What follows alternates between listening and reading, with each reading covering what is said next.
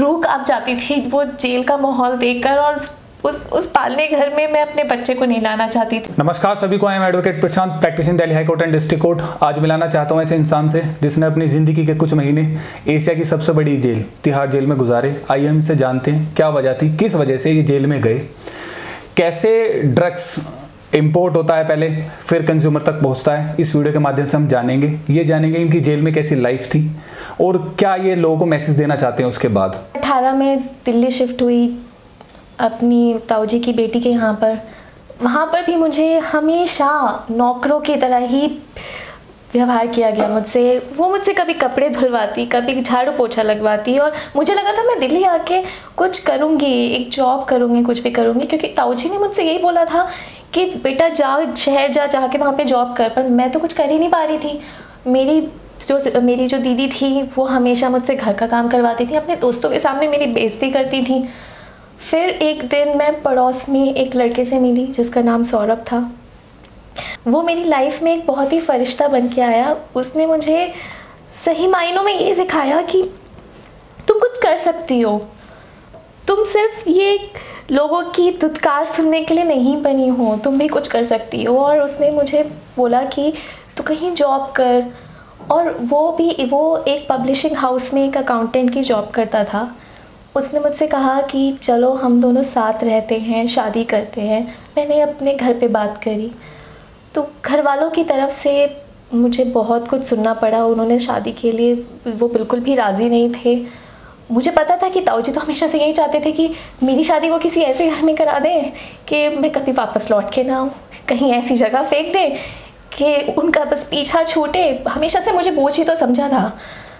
तो मैं सही में भगवान को शुक्रिया करती थी कि सौरभ मेरी ज़िंदगी में आया। तकरीबन शादी कब करी आपने, किस ईयर में? हमने शादी 2019 में की। ओके। और 2019 के दिसंबर में मुझे एक बेबी भी हुआ।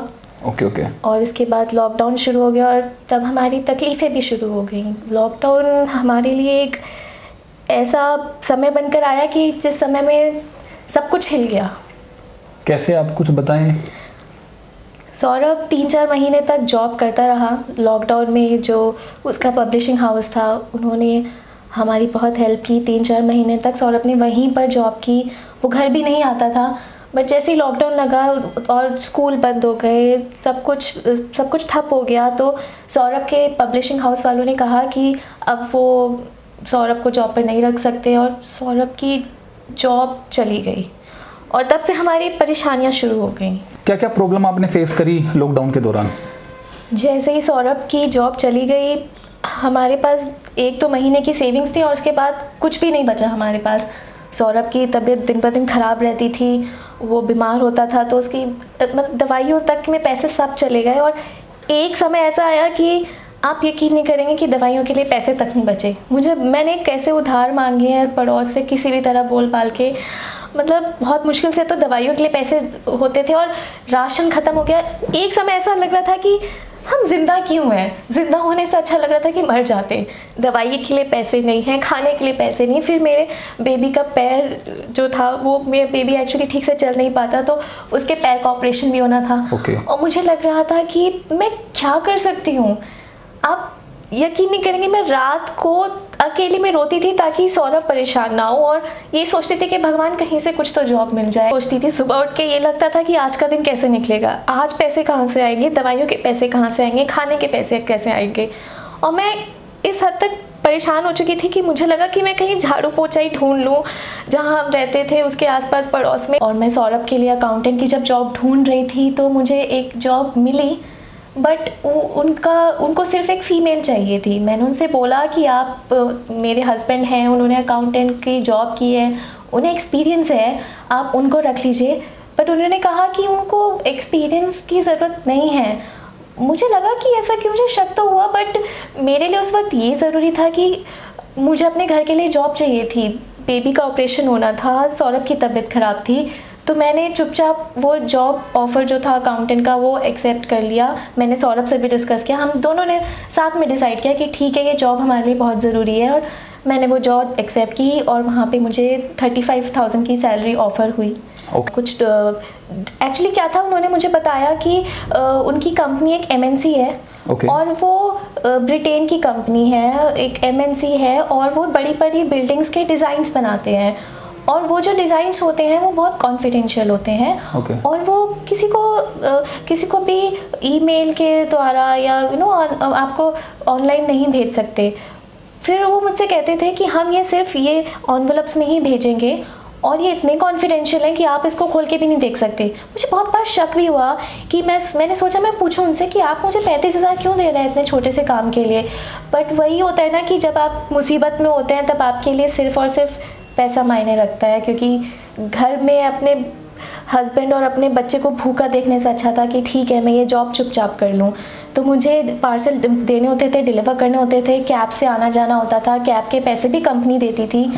और बस मुझे फिर जब मैं पार्सल डिलीवर करती थी उसके बाद मुझे उसके रिकॉर्ड्स बनाने होते थे कि मैंने किसको क्या डिलीवर किया, और दिन में 7-8 पार्सल डिलीवर करने होते थे और उसी के अकाउंट्स मुझे बनाने होते थे। बस मुझे लगता था कि ठीक है कि सब सही चल रहा है, और मैं खुश इसलिए थी कि हमारे घर में फिर से सौरभ का इलाज हो पा रहा था, उसकी दवाइयाँ टाइम पर आ रही थी, और मेरे बेबी का ऑपरेशन के लिए भी मैंने डॉक्टर से बात कर ली थी। तो मुझे लगा सब सही चल रहा है, और मैं खुश थी कि हाँ चलो मैं अपने परिवार का ख्याल रख पा रही हूँ। आप मुझे बताइए फिर ये एक्सपोज कैसा हुआ, सब लोगों को पता कैसे चला? हमारे ऑफिस में बहुत ही छोटी सी टीम थी, 2 बॉस थे जो बहुत ही कम आते थे ऑफिस में, हफ्ते में 1 दिन या 2 दिन आ गए। तो एक हमारी मैनेजर थी, वही हम सबको मैनेज करती थी। हम 4 लड़कियां थी ऑफिस में, तो हमें काम समझाती थी वो मैनेजर जो मैम थी कि आपको यहाँ पार्सल डिलीवर करना है, वहाँ करना है, तो वही सब हमें बताती थी। एक दिन हमारा जो ऑफिस था वो 3rd फ्लोर पे था अपार्टमेंट के, और 2nd फ्लोर पर एक और ऑफिस था, वहाँ पर एक दिन पुलिस आई थी। तो हम शाम का वक्त था, और मैं मेरी एक और कलीग और जो मैनेजर मैडम थी, हम 3 लोग नीचे सीढ़ियों से जा रहे थे, और जैसे ही 2nd फ्लोर पर उन मैनेजर ने पुलिस देखी वो हड़बड़ा गई। मुझे लगा कि ये क्यों हड़बड़ा रही है, हमें लगा हम तो नॉर्मल है, हमने तो कुछ ऐसा किया नहीं कि पुलिस को देख के हमें कुछ भागना पड़े या हड़बड़ाना पड़े। वो मैनेजर मैम जो थी वो पुलिस को देख के एकदम से डर गई, हड़बड़ा गई, और ऊपर फटाफट भागी 3rd फ्लोर पर हमारे ऑफिस की तरफ। और वो हमारे ऑफिस का एक बैक गेट था, पीछे की तरफ से एक रास्ता था, और वो मैम कुछ अपने ऑफिस के कुछ कागजात लेकर, कुछ समेट कर वो भाग गई। और फिर जो पुलिस थी उन्हें शक हुआ कि ये कैसे, मैनेजर जो थी हमारी ऐसे कैसे भाग रही है, क्यों भाग रही है। तो फिर जो पुलिस थी वो हमारे ऑफिस आई, ऑफिस के अंदर घुसी, और वो फिर देखने लगी कि हम लोग जो पार्सल डिलीवर करते हैं, जो एनवलप्स होते हैं, वो देखने लगी कि इनमें है क्या। और जैसे ही उन्होंने वो खोले एनवलप्स, पार्सल्स खोले, तो उसमें हीरोइन और कोकेन था।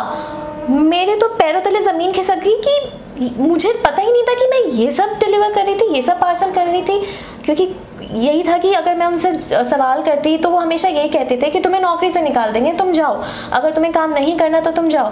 और इस डर की वजह से मैंने कभी वो पार्सल खोल कर तक नहीं देखे और ना कोई सवाल जवाब किया। और उस दिन जब मैंने देखा कि वो हीरोइन और कोकेन थे उन पार्सल में, तो फिर वहाँ पर जाके ये सब एक्सपोज हुआ और फिर हमें पुलिस ने अरेस्ट कर लिया। ओके, इस वीडियो के माध्यम से मैं आपको बताना चाहता हूँ उनके पास कैसे पार्सल होते थे। इस साइज़ के कुछ पार्सल जो चार्जशीट में पुलिस ने लगाए हैं, उनका साइज़ ये होता था। इस तरीके से उसमें एक कोड लिखा होता था। इस कोड को, ये आइडेंटिफिकेशन कोड था, अगर ये किसी को देते हैं तो ये कोड मैच होना चाहिए, वो इंसान को कोड बताता था, उसके बाद ये उसको डिलीवर करते थे। इस कोड का आपको क्या बताया था उन्होंने, कैसे वेरीफाई करेंगे आप? हम जैसे ही जहाँ पर डिलीवरी हमें करनी होती थी, हम जब वहाँ पे पहुँचते थे तो जिसको हम डिलीवर करते थे उसके पास भी सेम कोड होता था, और ये कोड जब मैच हो जाता था तो हम पार्सल वहाँ पर दे देते थे। ठीक है, तो इस पार्सल को मैं खोल के बताऊंगा। ये हमारी टीम ने तैयार करा है ऐसा कुछ दिखाने के लिए जिससे आप आसानी से समझ पाएँ कि कैसे इसके अंदर होते थे।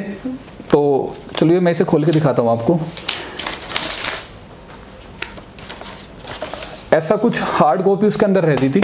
अब इसमें ना कुछ डिज़ाइंस हैं, ये डिज़ाइंस तो हमने लगाए हैं, ऐसे कुछ डिज़ाइंस होते थे जो इन्हें बताया जाता था कि ये डिज़ाइंस हैं और ये काफ़ी कॉन्फिडेंशियल है, आपको किसी के साथ शेयर नहीं कर रहे हैं। अगर आप इन डिज़ाइंस को खोलेंगे, आप इसे ओपन करेंगे और इसकी ऐसे ही सीलिंग होती थी, क्योंकि जो ईजिली ओपन ना हो, ना कोई देख पाए, अगर कोई एनवेलप भी खोल रहा है वो भी नहीं समझ पाएगा कि इसके अंदर क्या है, ये बस उन्हें डिज़ाइंस दिखेंगे, वो भी यही समझेगा कि ये डिज़ाइंस है बस। अगर आप इसे ओपन करेंगे, मैं इसको ओपन कर लेता हूँ, आप देखिए मतलब किस तरीके से ये एक रैकेट था जो चल रहा था।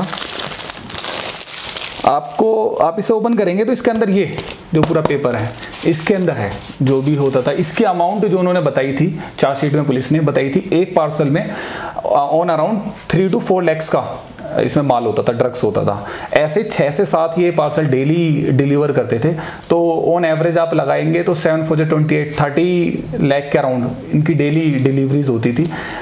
एक महीने में 7 से 8 करोड़ के ड्रग्स सप्लाई होते थे। जो इनके कंज्यूमर थे वो एलीट कंज्यूमर थे सोसाइटी के, उनको ये डिलीवर करते थे। इसे भी खोलना पड़ेगा, उसके बाद देखिए ऐसे ही होते थे, इसे खोलने के बाद ही इसमें देख पाएंगे हम उसके अंदर क्या था। तो ये तो एक सैंपल था जो हमने आपको बताया। आपको कभी शक नहीं हुआ कि ये क्या डिलीवरीज कर रहे हैं हम, इतने डेली 7 से 8 लोगों के पास जा रहे हैं, ये मैच कोड मैच करा रहे हैं, इसका आपको कुछ हुआ नहीं कुछ? हमें शक तो हुआ था। मैंने सौरभ से भी जब बात की तो सौरभ ने कहा कि इतनी सारी सैलरी दे रहे हैं, 35,000 दे रहे हैं और इतना छोटा सा काम है कि आपको पार्सल डिलीवर करने हैं और सिर्फ अकाउंट्स बनाने हैं। तो मैंने एक बार जो हमारी मैनेजर थी उनसे पूछा कि मैम कि आप मतलब इतना छोटा सा काम है, इतनी ज़्यादा सैलरी दे रहे हैं, तो इन पार्सल वगैरह में वैसे होता क्या है? तो उन्होंने कहा कि देखो आप अगर कंफर्टेबल नहीं हो जॉब करने में तो आप जा सकती हो। तब मुझे डर लग गया कि अगर मैंने इनसे ज़्यादा सवाल जवाब किए तो ये मुझे नौकरी से निकाल देंगे, और इतने सारे घर के खर्चे थे जो हमें मैनेज करने थे। तो फिर मैंने इसलिए आगे कोई सवाल जवाब नहीं किया और मैं चुपचाप वही जॉब करती रही। आपको जब अरेस्ट किया गया फिर उसके बाद आपको जेल कितने दिन में भेजा गया? जिस शाम में अरेस्ट हुई, फिर एक रात मुझे पुलिस स्टेशन रुकना पड़ा और उसके अगले सुबह ही मुझे वहाँ तिहाड़ जेल में ट्रांसफ़र कर दिया गया। तो कितने महीने आपने वहाँ पर जॉब की थी? 3-4 महीने। तो उसकी आपकी सैलरी आपके अकाउंट में आती थी? जब मैंने जॉब ज्वाइन की थी उन्होंने कहा था कि आपको अकाउंट ट्रांसफ़र ही देंगे। फिर जब उन्होंने एक्चुअली फिर कैश में सैलरी मुझे दी, तो मैंने पूछा कि आपने तो कहा था कि अकाउंट ट्रांसफ़र करेंगे, आप कैश में क्यों दे रहे हैं? तो वो कहते थे कि कोविड है, और कोविड का कारण बता के वो कह रहे थे कि अकाउंट अपडेट नहीं हो पा रहा है, तो इसलिए अभी हम आपको कैश में ही सैलरी देंगे। तो 3-4 महीने मेरी सैलरी कैश में ही आई। तो उसके बाद आप जेल शिफ्ट हो गए।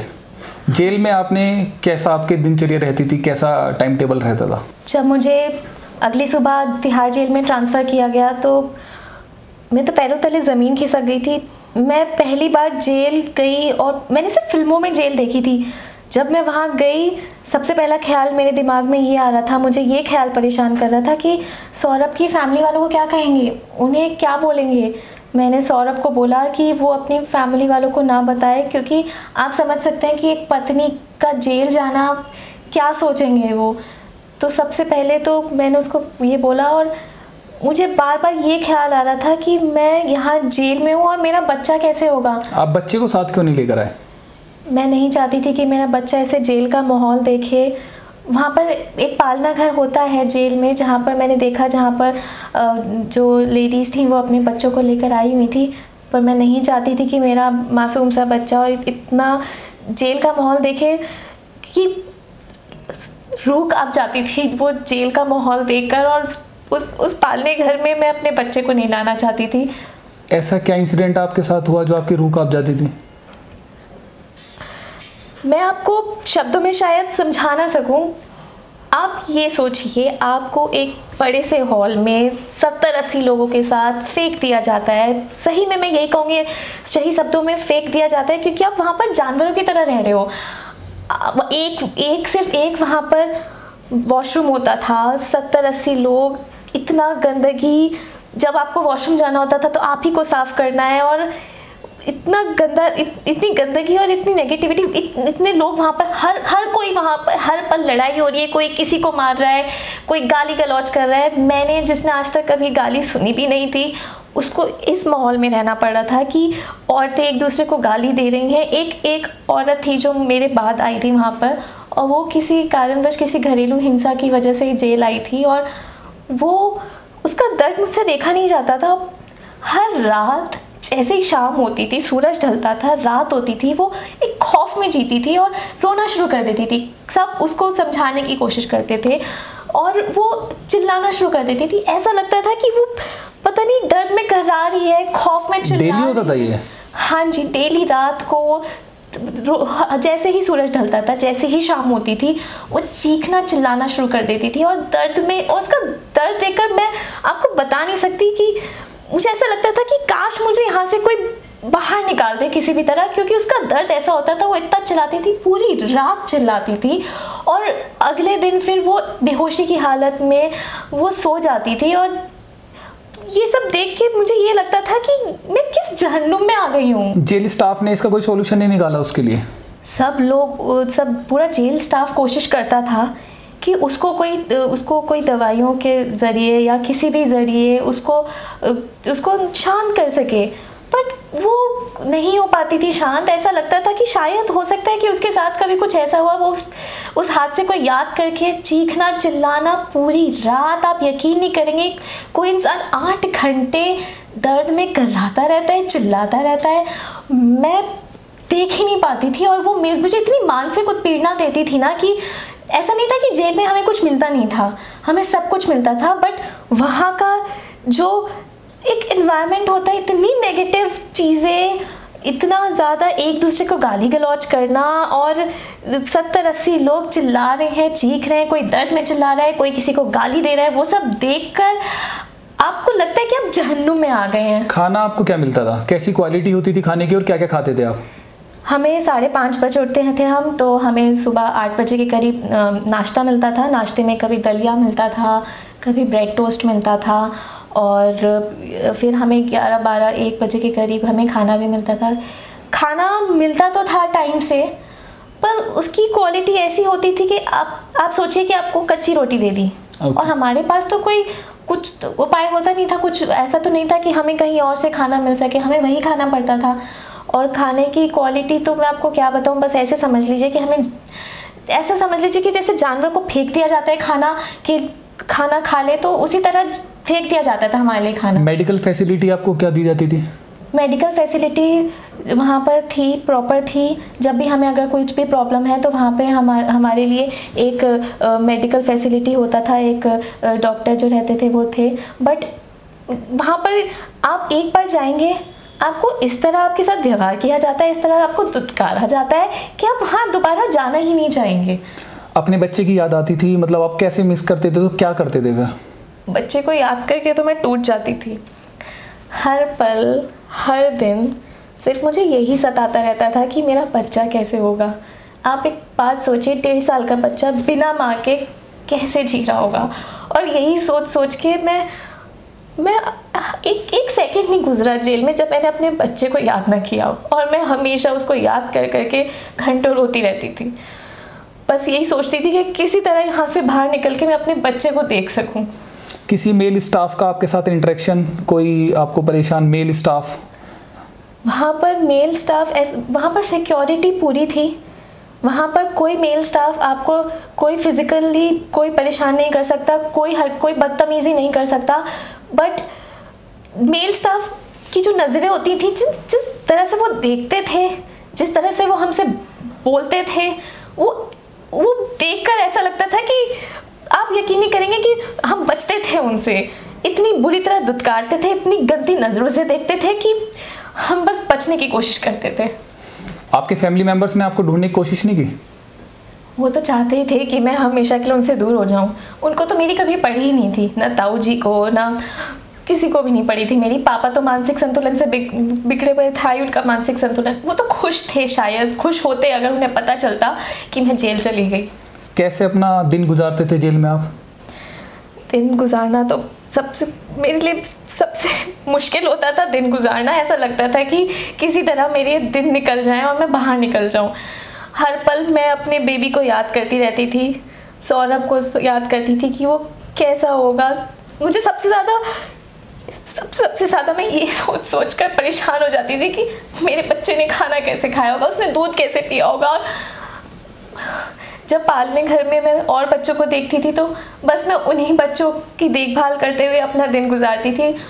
मतलब वही तभी मेरा दिन गुजर पाता था जब मैं बच्चों को देखती थी और उनकी केयर करती थी। इस इंसिडेंट के बाद आपको क्या सीख मिलती है? अब मुझे बस मैं इस हादसे या कह लीजिए इस हादसे से मैंने ये सीख ली है कि आप कोई भी काम करो आंखों पर पट्टी बांध के बिल्कुल ना करें। अगर मैं इस जॉब में समझ जाती कि मैं क्या कर रही हूँ तो आज मुझे इस जहन्नुम में ना रहना पड़ता, इस जेल की शक्ल नहीं देखनी पड़ती। मैं जहर खाना पसंद करूँगी लेकिन दोबारा जेल जाने की सोच भी नहीं सकती। अब सौरभ जी और आपके बच्चे कैसे हैं? बस ज़िंदगी में स्ट्रगल ही चल रहा है। वो एक छोटी मोटी जॉब कर रहे हैं ड्राइवर की। मेरे बेबी का अभी तक ऑपरेशन भी नहीं हुआ। मैं चिंता में हूँ, पता नहीं कैसे ऑपरेशन होगा, क्या होगा, कुछ नहीं पता। बस ये कहिए कि ज़िंदगी में स्ट्रगल ही चल रहा है, पता नहीं क्या होगा। आपका धन्यवाद कि आप मेरी लीगल हेल्प के लिए आए और मुझे इस जहन्नुम से बाहर निकालने की कोशिश की। कभी भी आप जॉब करें तो पहले उसकी स्क्रूटनी कर लें, अच्छे से देख लें, उसका बैकग्राउंड चेक कर लें, कंपनी क्या करती है। उसके एक्स एम्प्लॉयज़ से बात करें कि कंपनी का नेचर कैसा है, उसके साथ एम्प्लॉयज़ के साथ रिलेशन कैसा है। इनके घर में प्रॉब्लम्स थी, इन्होंने ज़्यादा उस पर ध्यान नहीं दिया, बट हमें ये ध्यान देना चाहिए लॉन्ग टर्म के लिए। शॉर्ट टर्म के लिए आप प्रॉफिट देख सकते हैं, सैलरी देख सकते हैं, बट अगर आपको लॉन्ग टर्म कहीं पर करना है तो आपको वहाँ चेक करना होगा कि कैसा कंपनी का रिलेशन है, क्या वो बिजनेस करते हैं।